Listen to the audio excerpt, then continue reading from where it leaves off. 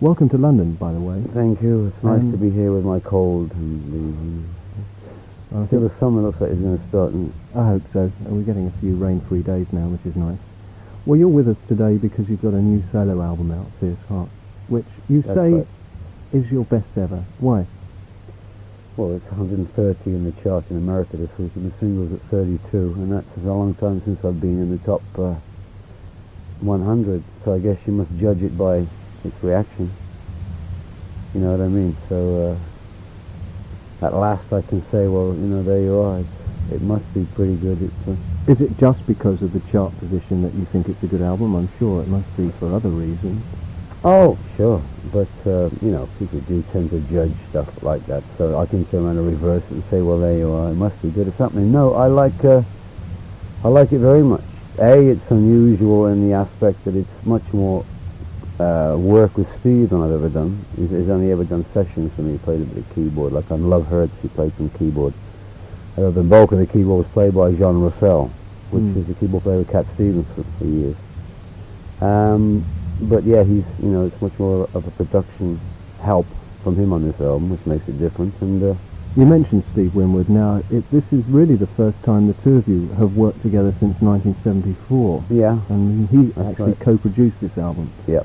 And has, in addition to Jean Roussel, got that very distinct Stevie Winwood keyboard sound that he has on both his solo albums that have come out That's right, recently. yeah. You can hear even the solo. When you recorded So- the album, how much of his influence did you allow him to put on the album? Because there's a lot of him there. Did you just say, look, you've got a free hand, you do whatever you want to do? Or did you say, look, I want a little bit of this and a little bit of that? On the tracks we worked together, that was basically, it was very free, very open, like Living on the Edge and That's Love. I mean, they are my songs, the melodies are there. It's pretty self-explanatory, the thing, but as Steve played the bass on the Moog and also the main chord sections on the Moog, you know, we didn't use anything else other than him and myself. You know, I mean, I just handled percussion and the vocal part. Van Morrison did something on one track, acoustic guitar. They were very simple songs, and it was just basically Moogs and percussion. It was an album that was recorded in several places, wasn't it? Yeah, there's some tracks with the band, which I've been working with for the last 4 or 5 years, the Contenders, which are quite interesting. They bring a better energy to the album and the tracks that need them. You know, some tracks you can't just use rhythm box and Moog all the time. You know, synthesizers okay and you know, rhythm boxes are okay on certain songs, but other songs need to breathe and need to move. I think that's a big problem, and it's a pity today with a lot of records where the kids, they want to use the sound of synths and rhythm boxes, but they don't know, in some cases, that it doesn't suit the song they're doing, but they do it anyway. Because So it's got this mechanical pendulum, and it doesn't go in, there's no feel.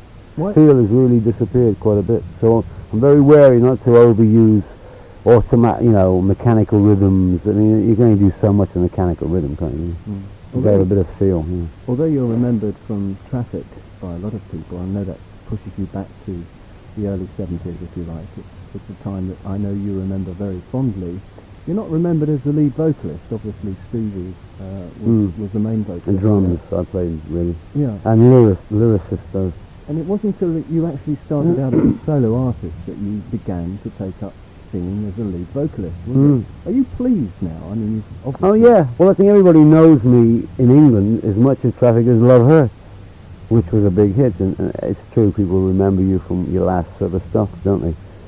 And I guess a lot of people would first say Love Hurts, oh yeah, I know him from Love Hurts, and others would say, oh yeah, Traffic. And Well, so, that song was big, but it was bigger for another band, wasn't it? Nazareth, I believe, made that song a big hit in the States. in the States, that's right. Well, there were some very strange reasons why mine didn't do what it was predicted it was going to do in America by a lot of people. It was going to be a top 10 record, but that's the way things happen in the business. You know, you can sometimes fall foul of certain things which is not your fault. So I didn't really get the chance. But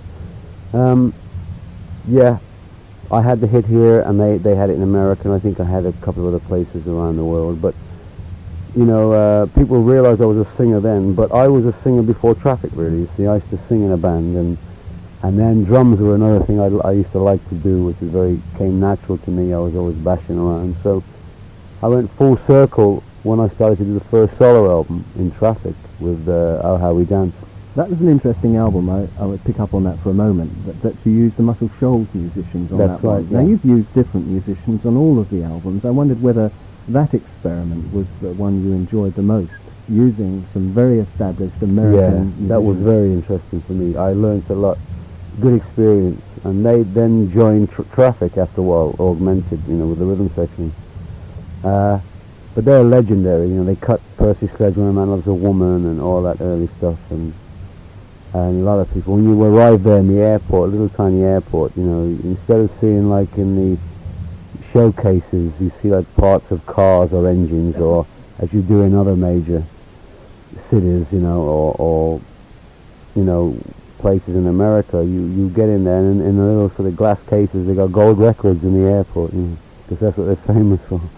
So it was quite a thrill to do that. But I think they've got very big studios now. They're very, very, very big. They've all produced top artists. They've all branched out and become really big producers and very sought after now. That was earlier days, but we're coming up to the present day now. Fierce Heart really does bring you into the 80s because of the sound that you make. Although you made the comments about some of the newer bands today and the way they use drum boxes and rhythm machines and synthesizers, you have used those instruments yourself, but have managed in some ways to very successfully try to keep it within. Yeah.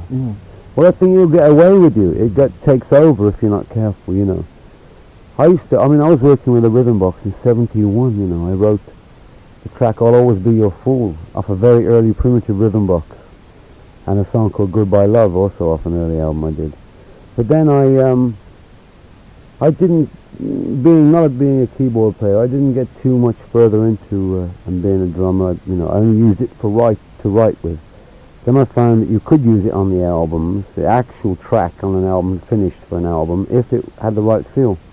And the song was a continuous rhythm. But if you have a song that's not continuous and a lot of momentum to it, the rhythm box lets you down, and you can't.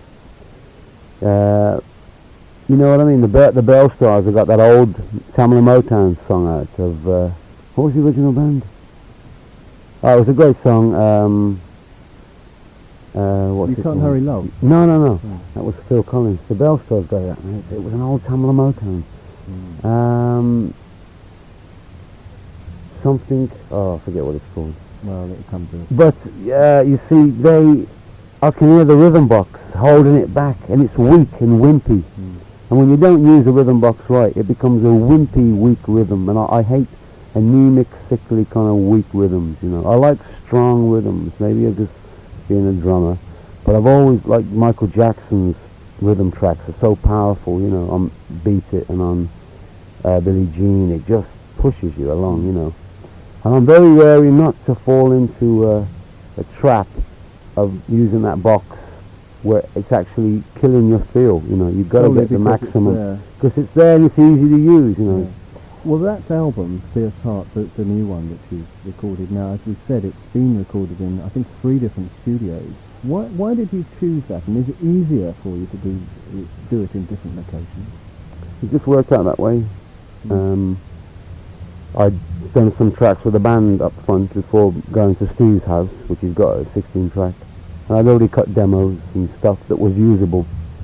And then after finishing at Steve's, he was into other stuff. I had to then finish it off on my own, So I needed more time.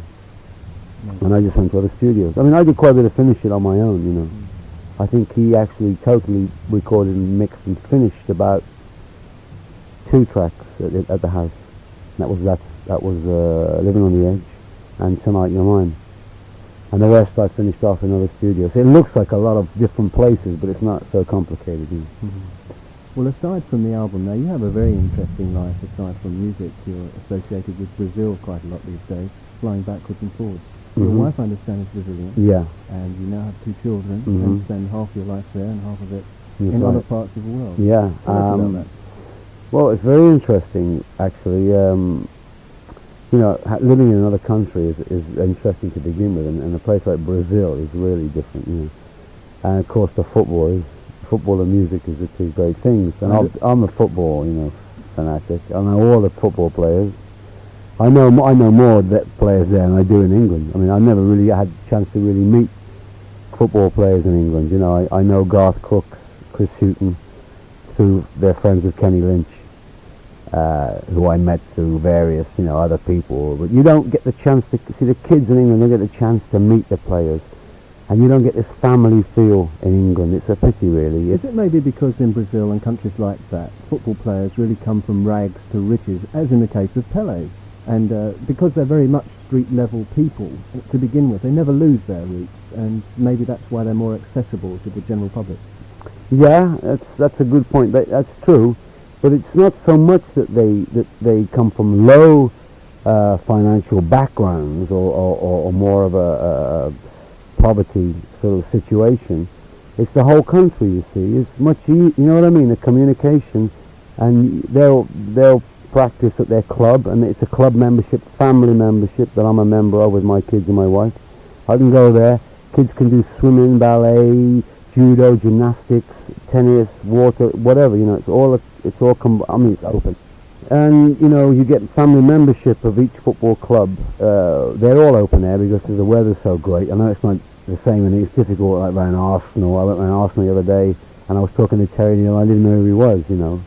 He didn't know who I was, I didn't know who he was, but I was saying I'd like to leave a message for Tony Woodcock, who I'd met in Cologne, and I was saying, and what do you do? How do you come and see the guys and hang, you know, watch them practice, and you know what I mean? I realised, of course, it's not that loose.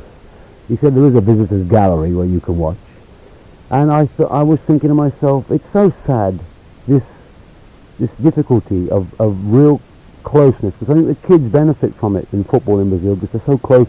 You'll get Junior, Zico, the kind of guys from the selection who do little beach games on the beach with a big crowd of people certain days, or they'll hang out and play in these little very local, like say the lads from the radio station here, you and the lads say there's a place nearby where you pay so much money and you all have a little get together and you play regularly, so like a Wednesday and a Tuesday, and you book the place. It's a small half-size pitch, and you have a few beers, and you book the play, and that's your day, and you play regularly. See, that is a place called Caxingale in Rio, and it's like the TV Globe where people play one day, or the musicians play another day, and I used to go regularly and play there, right? I've done my legging as well, but you see, now you'll get Mourinho, and you'll get the top guys who occasionally go up there and hang out and play. I mean, you never get this, it's a shame, you know, I don't know why it's a little bit more stiff in England.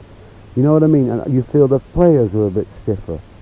I've been told, I had it on good information from a first division player, a friend of my brother's, who said quite frankly, like the B team or the smaller reserve team can sometimes be treated so without, you know, any, you know what I mean, without any feel at all. And I think we suffer from, that's the only thing. They're not born playing better football than us in Brazil. You know, I walked into the first club, which I'm a member of, in Fluminense, and I watched, the first thing I saw, my mouth dropped open, I was just amazed to be there. I met Revelino, Paulo Cesar, Carlos Alberto, all the great players, because they were in that team at the time, 76 it was. And they were practicing shooting the ball over this wall. You know, it was a wooden thing in front of the goal. And I thought, I'll bet you no one's ever even bothered to do that in this country. It's a simple thing, you put a thing up, and the lads just practice hooking it and swerving it over the thing. I mean, they're not born to kick those great kicks. Because when they're anywhere near the box and they get a foul, that's like a penalty to Brazil. I mean, you see, and I thought, well, that's so simple. Why can't we open up a bit and learn? Which is what I've learned in Brazil and living abroad. You get different angle on things as you know, as you would. Well, aside from football in Brazil, I guess you've gained a lot of other influences for recording and writing, particularly songs and theatre parts, from your life, both with the Brazilian wife and also living there. Well, I've yet to record there, so you haven't heard the real Brazilian influence on the album. But some of the songs, the songs are, one song is a Brazilian song, I'll put English lyrics to, called Don't Let Them Control You. And funny enough, last week, talking about football and Brazil, Pele, I have just got to meet recently, because he's been away in New York a lot. I never met him in Rio, but I've got this shirt that Revelino gave me of the '78 World Cup, and they all signed it, and the only one I didn't have was Pele and Falcao, which he plays in Rome. So I met him in New York, because he's with Warner's, my company, and we had a great time. And then I left, and last week I went to Stockholm, to Sweden, and as I arrived, they said, "Oh, Pele's coming in. He's with the FIFA organisation deciding about the World Cup, trying to get in America." And they had Kissinger. They managed to get Kissinger, and they got a little meeting together to try and persuade FIFA. So I went up into the room. They said, before the meeting, it's great, he's up there, we can go and have a chat with him. They bought some balls, and him and Beckenbauer, they signed the balls, and we met again, and he said, "Great to see you." And, Did you talk to him in Portuguese? Yeah. Because you're now fluent in that language, aren't you? Yes, I was, doing okay, not bad. And I said, "Is Henry Kisser's not here? Is he around?" And they said, "Yeah, he's next door." One of the American guys in the Soccer Federation. He said, "No problem, I get him in." So he went there and got Henry in. That's why I gave him an album. Put his name on it. I forgot the doctor. I just put the two Henry Kissinger. I'm sure he won't mind. And he came in, great little bloke, very calm, very nice. Jacket off, and he stood there. We took pictures. Well, it doesn't look like they've succeeded. It looks like the cup's going to be played in Mexico. Mexico. The Brazilians are very hot on that, because Joan Havelange, who is one of the presidents, the chairmen of FIFA, is a Brazilian. And I can tell you from inside information from Pele that there were some very hot moves going on. That it would be in Mexico, which is better for Brazil. It's a shame, because I think Mexico and Brazil are being economically in the state they're in. Football should take a second seat when it comes to real economic problems. Maybe. And America was the country to stage it, and to bring America into the World Cup. Two great things should have been, I think, in America. Well, maybe they get the chance in 4 years' time. Maybe they will. But it would have been nice to have brought them into it. Yeah. Well, again, back to you as a recording artist as opposed to a fanatical football supporter. Now, aside from recording your own albums, you're also quite interested in production. You've worked with the Dutch band Solution, Yeah. and I guess you'll be involved in other projects in the future, won't you? Yeah. I'm producing my brother with a Brazilian song, which is by a black Brazilian funk artist. It's a great track. We're getting it released, I think, this summer. I think it's going to be a disco hit. It's really a strong thing. I did English lyrics to it. And I'm doing that, and his band, they're called the Front Room Band. As his mate, they just play in the front room up at home. So that's the Front Room Band, And an old friend of mine, Raymond Froggatt, I'm meeting him actually this week, and we're going to sit down and see about if we can't produce something together too. Now, you come from the part of the world where Raymond Froggatt, Lou Clark, ELO, The Move, all The those Move, bands yeah. came from. Yeah, that's right. I'm in Birmingham, Worcestershire. Do you look back on those days with fondness and nostalgia? Yes, I do. Great days. Great bands and great musicians came out of that area. Well, even now, Dexter's Midnight Runners. The really good, different quality bands come from that area for me anyway, yeah. What about the future for you, Jim? I know you've said that you'll always like to be involved in writing and recording music, but are there any other things up your sleeve that you'd like to do? Well, apart from playing football?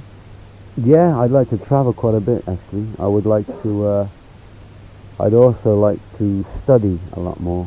I'm very interested in archaeology, as in historical archaeology, and I'm reading a lot of books lately, I find, about archaeological finds in the Addis Ababa, the Lucy skeleton. It's like 3.5 million year old. I've always been fascinated by either archaeology or space astronomy, very much.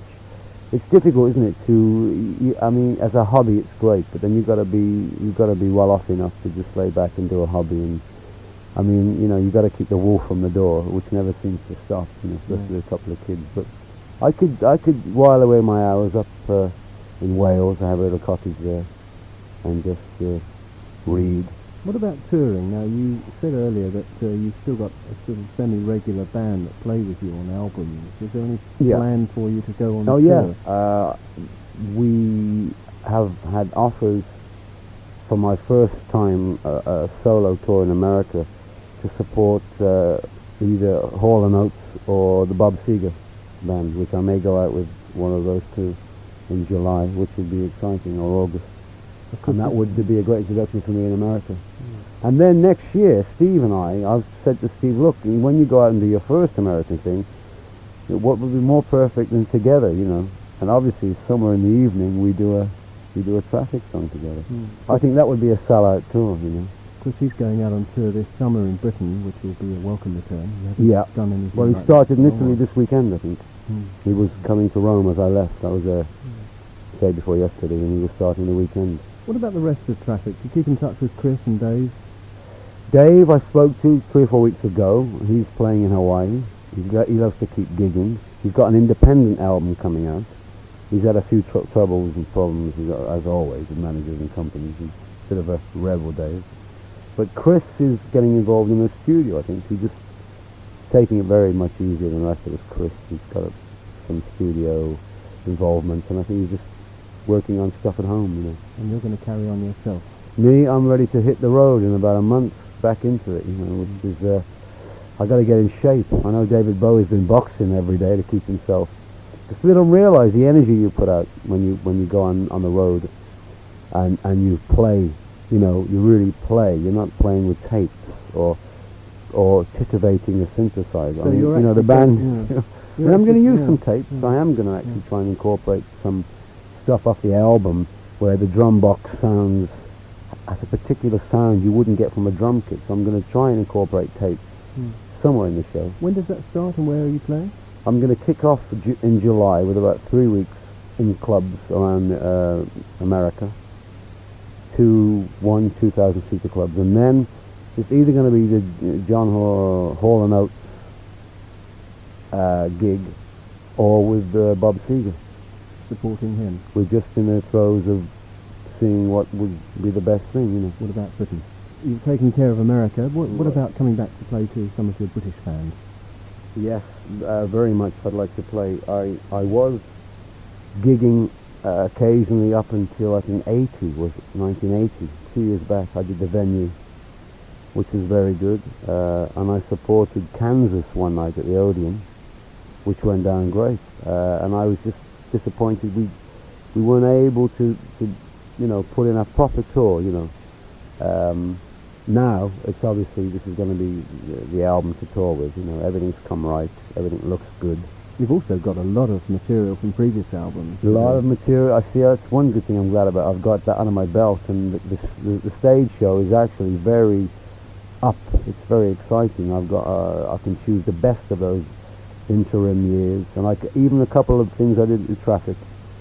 I do a new version of Low Sparkle High Heel Boys, an acoustic version, which is on the cassette. It's not on the album. It's an extra track as a bonus on the cassette. I think it's on a 12-inch in England, actually.